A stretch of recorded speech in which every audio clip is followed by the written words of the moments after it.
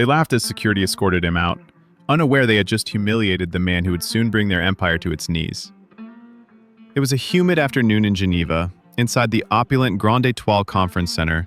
Marble floors gleamed, champagne flowed, and men in expensive suits argued about the future of money. The World Blockchain Sovereignty Summit was in full swing, an exclusive gathering for crypto elites, venture capitalists, and Western tech moguls. The unspoken rule: real power wears tailored wool, speaks in code, and rarely comes from Africa. Outside, standing patiently in a linen shirt, was Captain Ibrahim Traoré, interim president of Burkina Faso. Not flanked by guards or a delegation, just a quiet man with conviction in his eyes and documents in his hand. He hadn't come to beg, he had come with an idea. A proposal that could have changed everything. But instead of respect, he was greeted with disbelief. "You're not on the speaker's list," sneered the registration official, glancing at his West African passport as if it were a forged coupon. "But I was invited," Traoré began, calmly producing an email from the assistant of the summit's founder. A tall American in a navy suit cut in, voice loud enough for nearby guests to hear. "Sir, this event is for world leaders, presidents, not militia commanders from conflict zones." Laughter. A few cell phones captured the moment. An African leader, embarrassed, holding a folder as two guards flanked him. He walked out with dignity, but beneath that calm face, something began to stir. He hadn't come to join their system, he had come to warn them. Back in Ouagadougou, Ibrahim Traoré sat in his modest office at the presidential palace. The afternoon sun cast long shadows across the worn floor, and dust filtered in lazily through the open windows, settling on the files, books, and maps that cluttered the shelves. Around the table sat his cabinet, young, idealistic, and visibly exhausted. Their eyes, once filled with revolutionary optimism, were now dulled by fatigue and disappointment. For months, they had worked tirelessly, crafting a daring economic vision, a pan-African gold-backed digital currency. It would be independent of Western platforms, immune to manipulation, and anchored, not in fantasy, but in real, tangible resources. This was not just about technology. It was about sovereignty, about rewriting the rules imposed by centuries of financial colonialism. "We were naive," Fatoumata, the finance minister, muttered bitterly. Her voice was low, almost a whisper, but it cut through the room like a blade. They never wanted partnership. They want dependency. The truth of her words hung heavily in the air.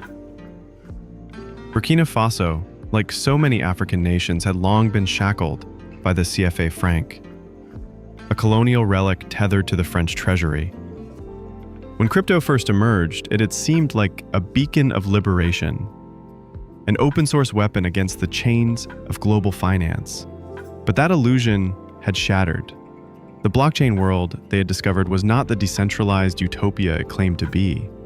It was just another gated garden, fenced off by venture capital, guarded by Western institutions, and laced with surveillance. In the days that followed the summit, the headlines were merciless. Global media outlets sneered at their ambition.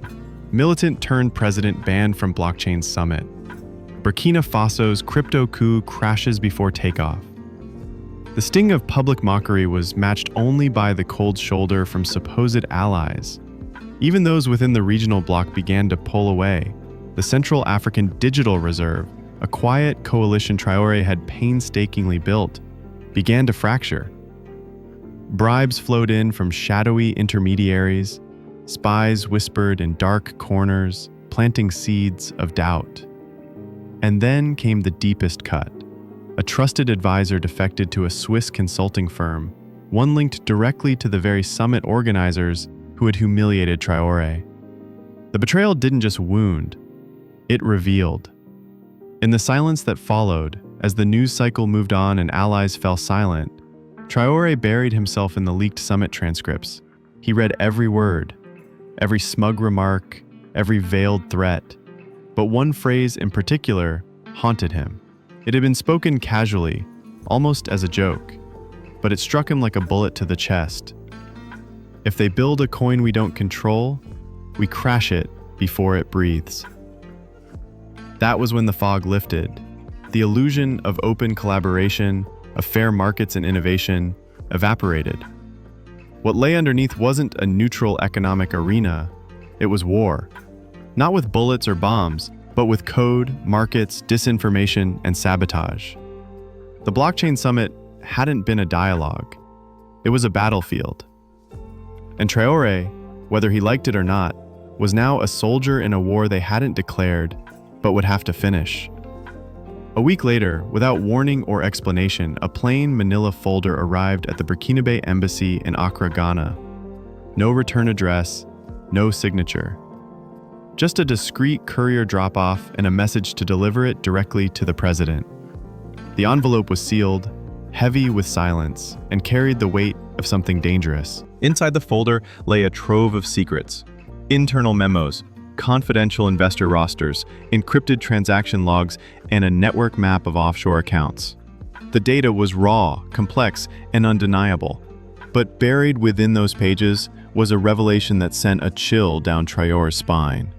The top 5 cryptocurrencies promoted at the so-called summit, coins that boasted a combined valuation of over $200 billion, were not the product of true market forces.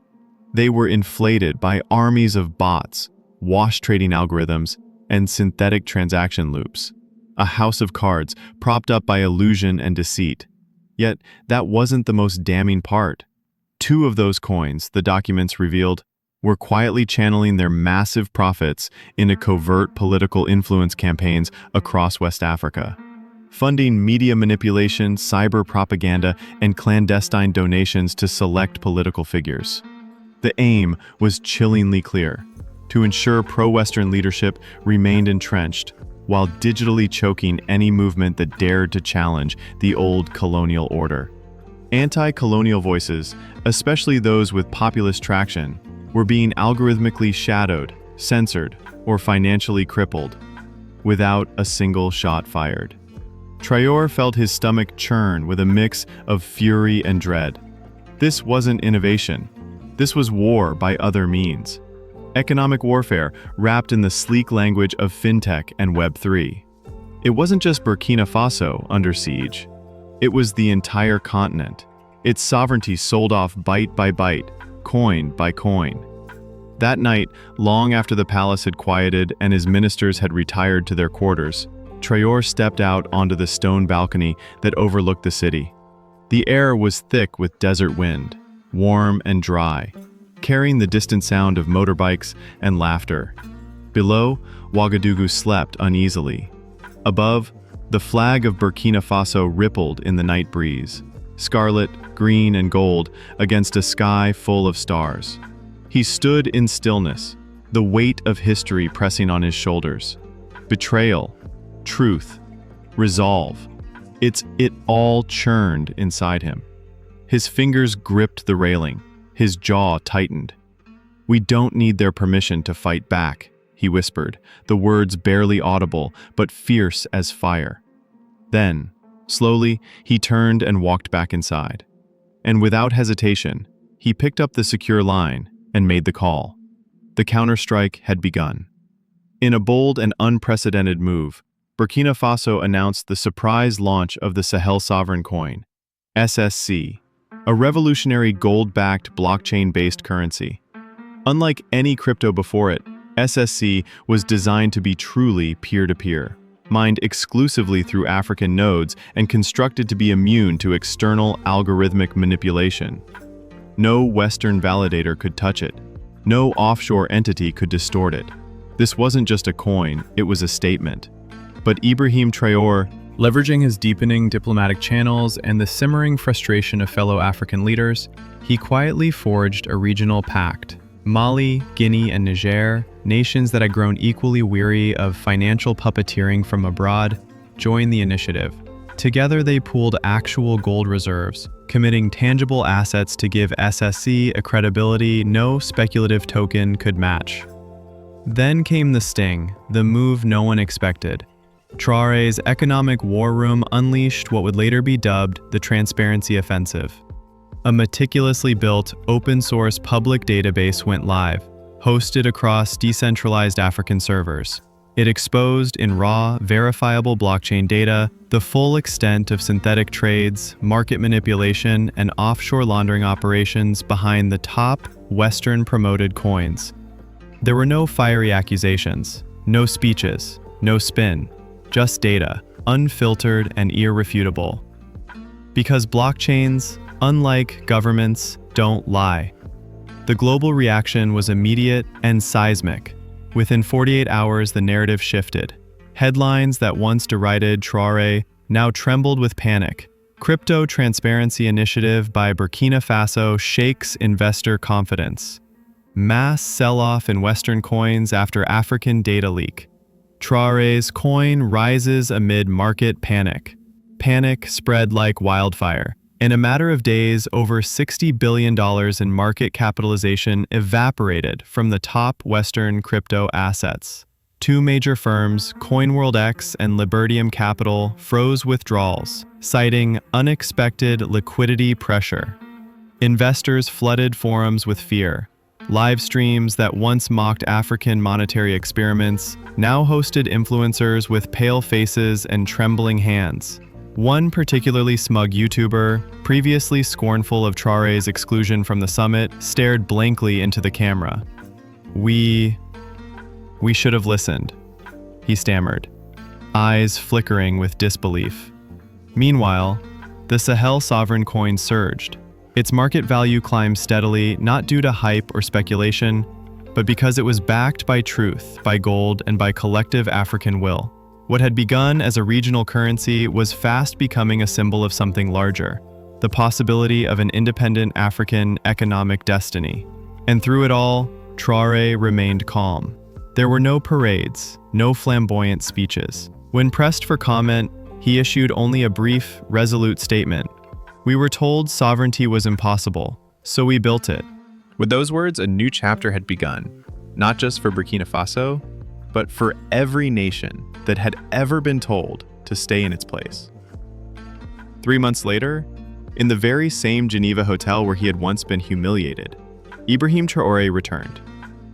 Not as an observer, not as an outsider, but as the keynote speaker of the newly inaugurated Global South Tech and Sovereignty Forum.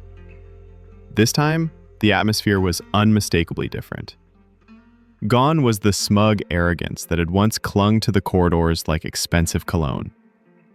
In its place, curiosity, caution, and something resembling humility.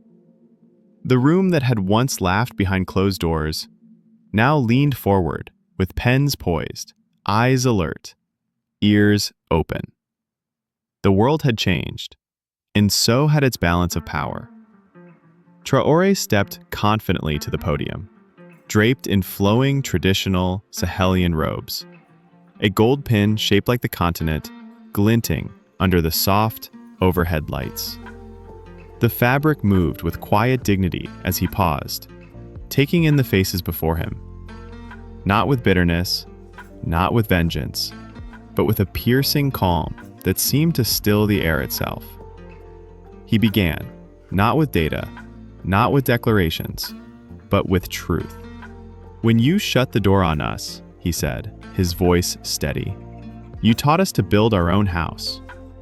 When you silenced our voice, you forgot that truth doesn't need a microphone, it just needs to be seen.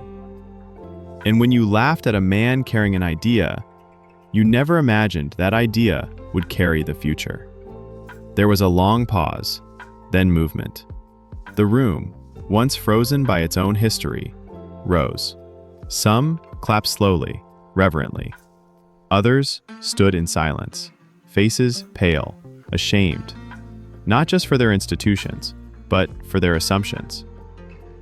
Far from the sterile walls of Geneva, back in Burkina Faso, the transformation was tangible.